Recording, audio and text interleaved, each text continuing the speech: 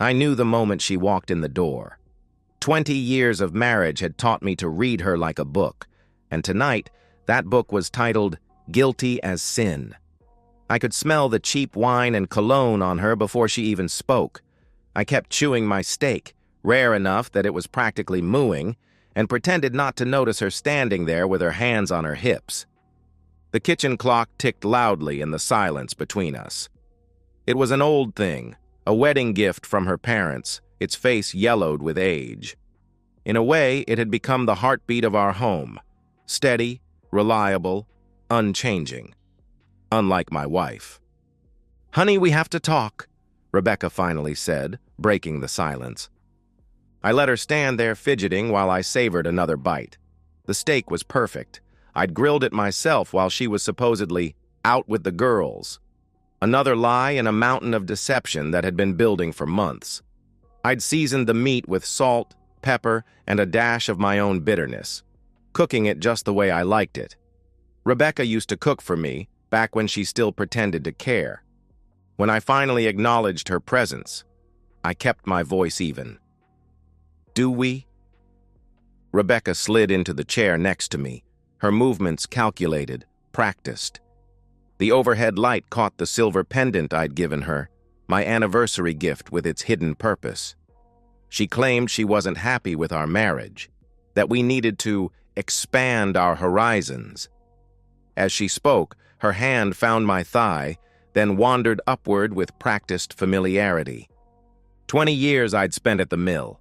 20 years of overnight shifts, of breathing in metal dust and coming home with shoulders that ached to the bone. 20 years of overtime to put a roof over our heads, food on our table, and 2 kids through college. 20 years to give Rebecca the luxury of staying home to raise our children. And somehow, that wasn't enough. Now she wanted to open our marriage. The irony might have been comical if it weren't so pathetic. She was asking permission for something she'd already taken. When I mentioned our wedding vows, she dismissed them casually. "Oh, honey, it's just physical." Just physical, as if 2 decades of promises meant nothing. I met Rebecca during my second year working at the mill. I was 23 and she was 21. A college dropout working as a receptionist at the doctor's office where I went for a back injury. 5 stitches and 3 dates later, we were inseparable. She was beautiful back then, not in the polished, artificial way she cultivated now, but with a natural radiance that came from youth and genuine laughter. We married after a whirlwind 6-month romance. My parents thought it was too soon, but I was certain. Rebecca had a way of making me feel like the center of her universe, a sensation I'd never experienced before. Growing up as the middle child in a family of 5 boys, I'd always been lost in the shuffle. With Rebecca, I was finally seen. The first few years were a struggle financially, but we were happy. We lived in a 1-bedroom apartment with second-hand furniture and a shared car that broke down every other month. I worked double shifts while Rebecca finished her associate's degree. We dreamed of a house with a yard, children's laughter, and weekend barbecues. When Rebecca got pregnant with our son, James, I took on a 3rd shift. The exhaustion was constant, but coming home to her growing belly and excited plans for the nursery made it worthwhile. I still remember the night James was born. How Rebecca squeezed my hand so hard I thought my fingers would break. How she looked at me through tears of pain and joy and whispered, "We made this. We made him." Our daughter, Emily, followed 3 years later. By then, I'd been promoted to floor supervisor, which meant slightly better pay, but even more responsibility. Rebecca decided to stay home with the kids, a choice we both agreed was best for our family. I told myself the long hours away were a necessary sacrifice. I was building something for us, for our future. The years blurred together in a routine of work, brief family dinners, bedtime stories when I could make it home in time, and collapsing into bed too exhausted for anything beyond a quick kiss goodnight. Rebecca seemed content. She had her children, her house with the yard we'd dreamed of, her book club, and her church friends. At least, that's what I told myself. I remember the day I first suspected something was wrong. 6 months ago, Rebecca started having girls' nights out every Friday. After 20 years of barely leaving the house except for groceries and kids' events, this sudden social butterfly act seemed suspicious. Still, I wanted to trust her.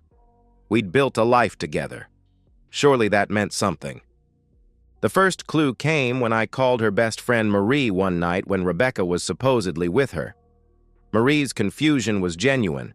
They hadn't had plans in weeks. I hung up before she could ask questions, my stomach in knots. I could have confronted Rebecca that night when she came home, her blouse buttoned wrong and her lipstick smudged. Instead, I watched. I waited. I documented.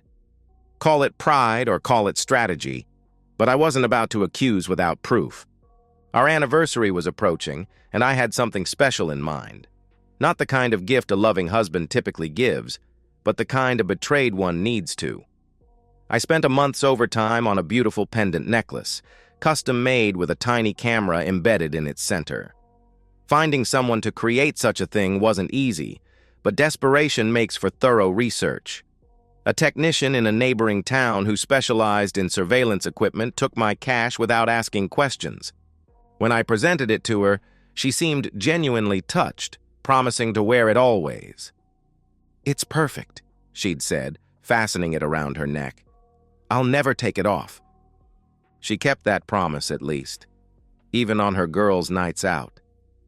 The waiting was the hardest part. Each Friday, I'd watch her get ready. New dresses I didn't recognize, makeup heavier than she'd ever worn for me, the perfume that filled our bedroom with a scent that didn't belong to the woman I married.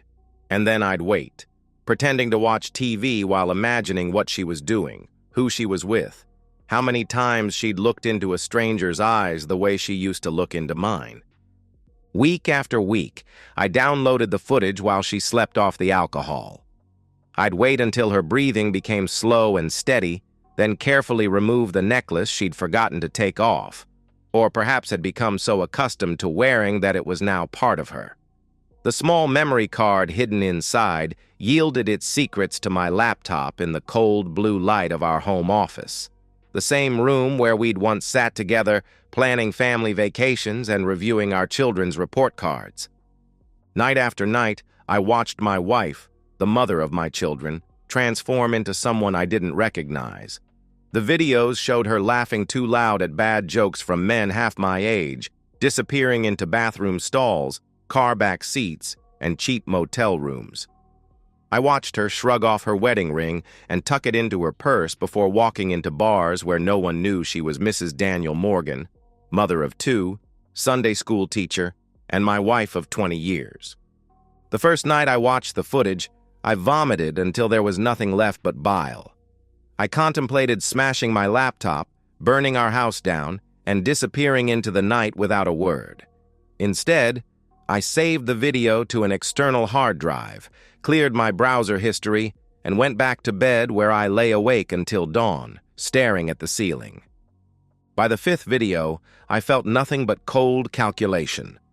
I started editing the footage, organizing it by date, by man, by location. I opened accounts on obscure websites under anonymous emails. I researched divorce laws in our state.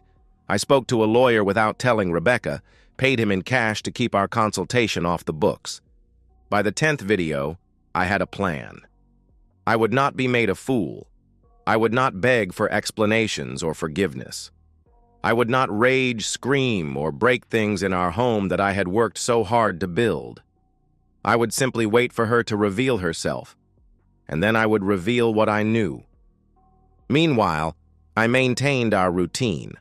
I went to work, came home, and asked about her day, as if I didn't already know its darkest details.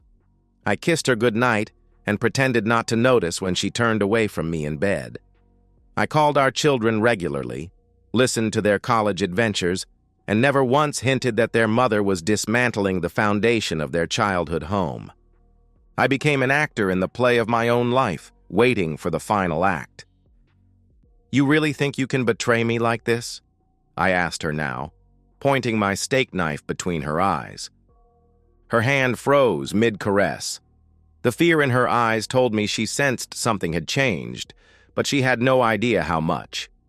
In that moment, I saw her not as my wife of 20 years, but as a stranger who had invaded my home, taken my name, and betrayed every promise we'd ever made. I told her everything, about the necklace, about the videos, about how I'd edited the best parts and uploaded them to a private folder on a website. The color drained from her face with each word, her expression shifting from disbelief to horror to a strange, resignated calm. "You recorded me?" she whispered, her hand moving to the pendant. "All this time?" "Not all this time," I said, careful to keep my voice level. "Just since our anniversary. Just long enough to know that every Friday night for the past 6 months, you've been with other men while I worked overtime to pay for the life you claim to want." "It wasn't like that," she started, but I cut her off. "No? What was it like, Rebecca? Enlighten me. Tell me how being with strangers in bathroom stalls is somehow different than what I think it is." Tears began to fall down her cheeks, mascara creating dark rivers on her still beautiful face. I felt nothing. Not satisfaction, not anger, not even disappointment anymore. Just emptiness. When I tossed the divorce papers across the table, she dissolved completely. The terms weren't fair. She would get bare minimum alimony, no claim to my pension, and a fraction of our assets. But the alternative was worse. Everyone we knew, our children, our friends, her parents, her church group, would receive links to her videos. "You wouldn't," she whispered. But we both knew I would. "Why?" she asked after a long silence. "Why did you wait so long if you knew? Why not confront me the first time?" I considered the question. Why had I waited? Was it to gather evidence, to ensure my revenge would be complete? Or was there a part of me that kept hoping I was wrong, that there would be some innocent explanation, that my wife of 20 years hadn't thrown away everything we'd built for meaningless encounters with strangers? "I needed to be sure," I said finally, "and I needed you to show me who you really are." She looked at me with something like pity. "You don't know me at all." "I know enough." And I did. I knew the curve of her spine, the sound of her laughter, the way she tucked her hair behind her ear when she was nervous. I knew how she looked when she held our newborn children, how she cried at sappy movies, how she always burned toast no matter how carefully she watched it. I knew the woman she had been and the stranger she had become. I knew everything except why. But in the end, did the why even matter? The divorce proceedings were mercifully brief. Rebecca signed everything without contest, avoiding eye contact with both me and her lawyer. Her pride was gone, replaced by a survival instinct that told her to cut her losses and run. James and Emily came home for what I told them was a family emergency. Sitting them down in our living room, the same room where we'd opened Christmas presents, celebrated birthdays, and built pillow forts when they were small, was the hardest thing I'd ever done. "Your mother and I are getting divorced," I said simply. "It's already in process." Their shock was expected. Their questions were harder to navigate. Why? What happened? Can't you work it out? Did you try counseling? I had decided beforehand not to tell them about their mother's infidelity. Not out of any desire to protect Rebecca, but to protect them. They deserved to keep their childhood memories intact, to remember their mother as the woman who bandaged scraped knees and baked birthday cakes, not as the woman in those videos. "Sometimes people grow apart," I told them. "Sometimes what you want at 23 isn't what you want at 50.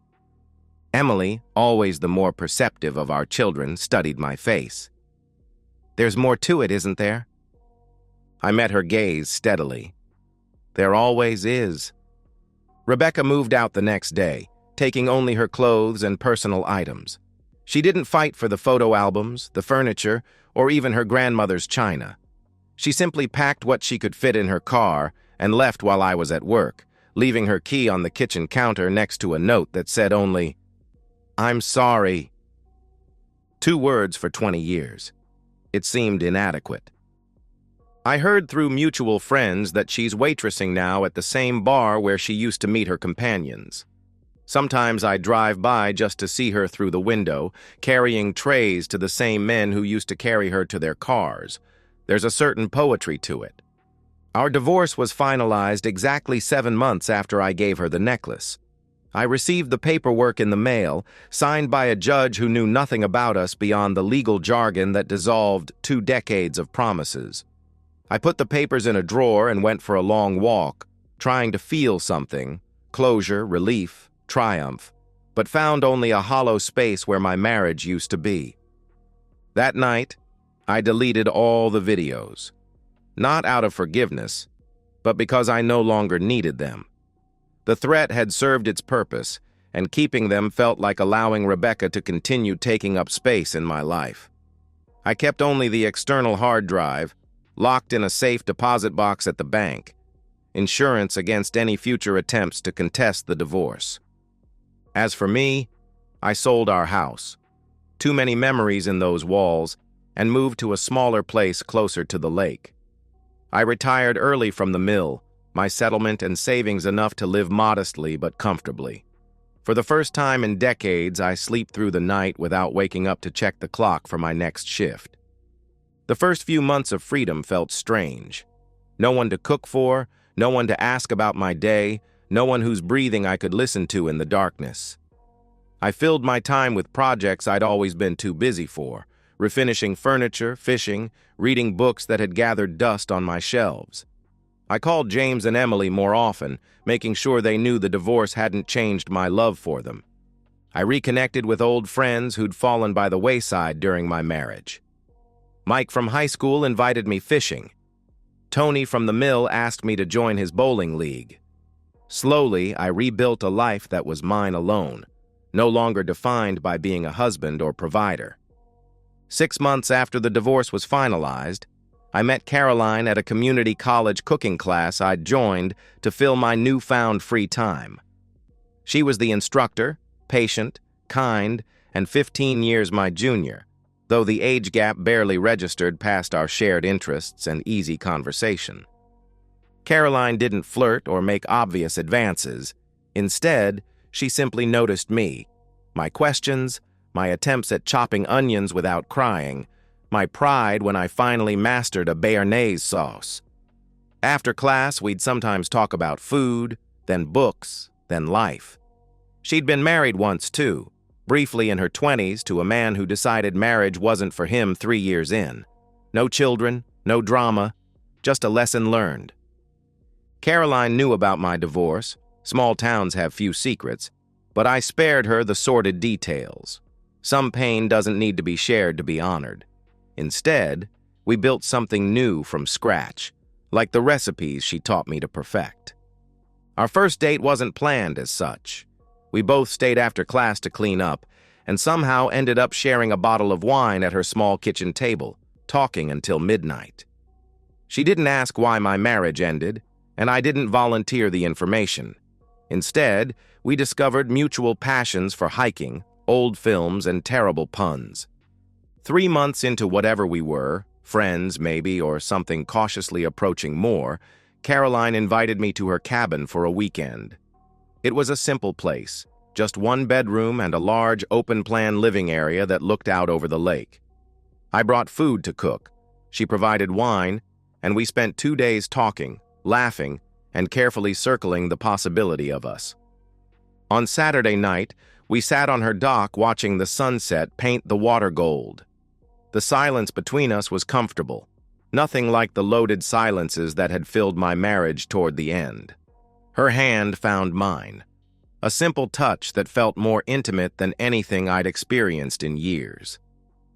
"I like this," she said softly, "being here with you." I squeezed her hand, watching a heron take flight across the water. "I like it too." That night when she kissed me, it felt like being given something I hadn't realized I was allowed to want. I was 53 years old, starting over in a way I'd never imagined. She was 38, patient with my hesitations and gentle with my scars. In the morning, I made her breakfast, eggs and bacon and the French toast she'd taught me to perfect in class. We ate on her porch, watching the mist rise off the lake. "What are we doing?" I asked finally, the question that had been circling my mind. She considered this, sipping her coffee. "Living, I think.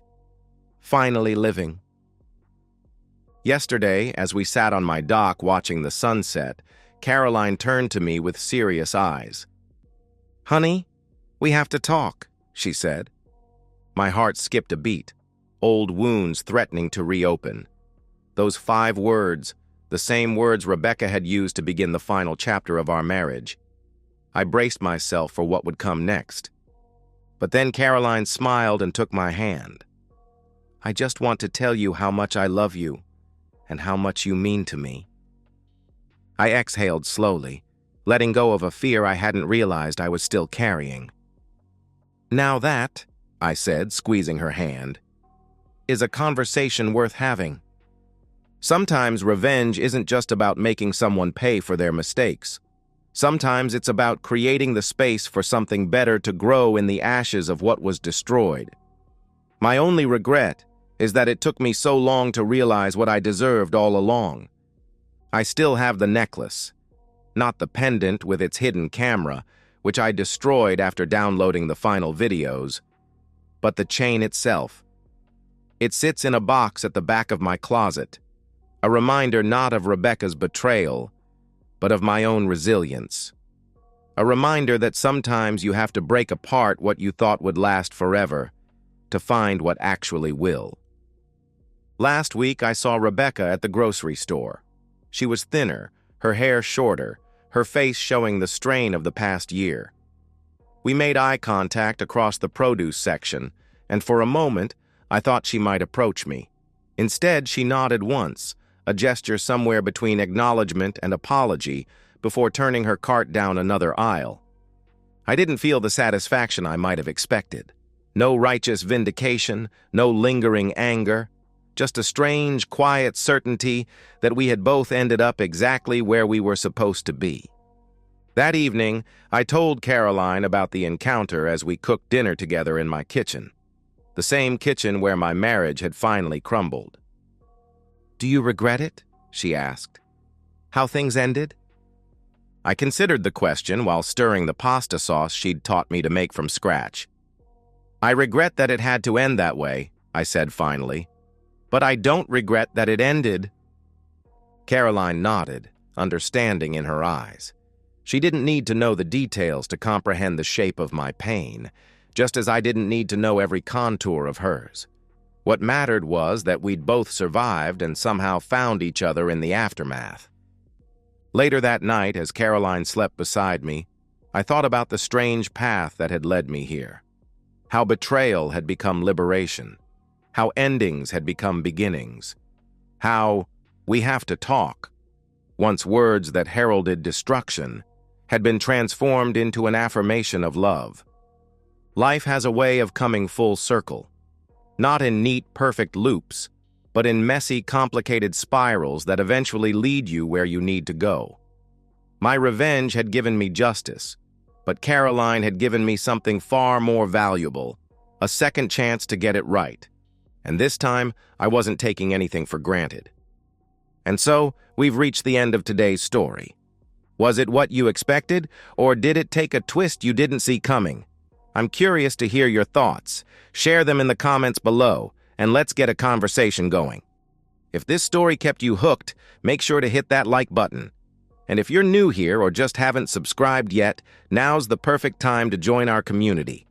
I bring you fresh, captivating stories every day, so click that subscribe button and turn on notifications so you never miss out. Thanks for watching, and I'll see you in the next one.